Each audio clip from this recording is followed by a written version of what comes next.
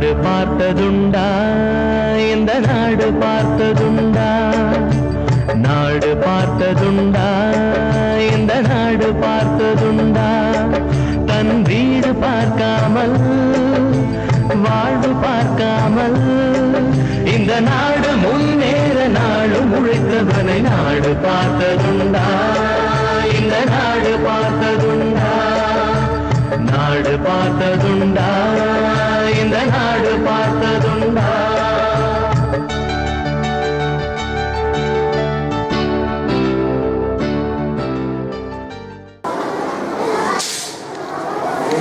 பாயா நல்லா இருக்கியாமா?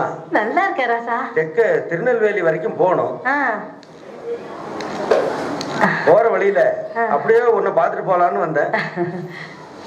அது நீ அனுப்புற சமக்காலம் தாய்யா, நல்ல உரப்பா இருக்குது. அத பார்க்கும் போதெல்லாம் எனக்கு ஓயாமகம் தாயா வருது. பகல்ல வெக்க இருக்கோ, நான் போனதும் ஃபேன் அனுப்புறேன்.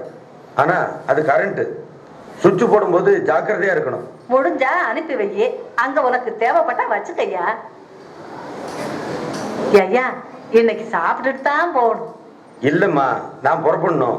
என்னையா இது, எப்ப வந்தாலும் வீட்டுல ஒரு நிமிடம் கூட இருக்க மாட்டேங்கிறியா? சரி சரி, சோறு போடு, சாப்பிட்டே போறோம். ராசா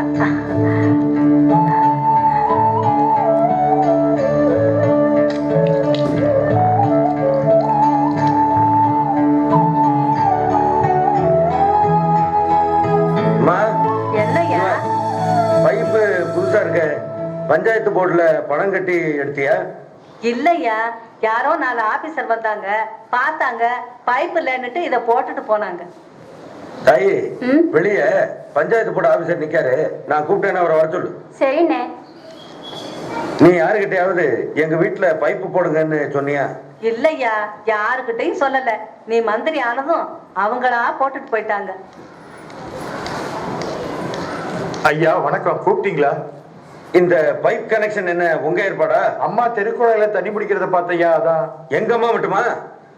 தெருக்குழாயில எத்தனை பேர் தண்ணி பிடிக்காங்க? அத்தனை பேருக்கு நீங்க ஓசி பைப் போட்டு கொடுப்பீங்களா?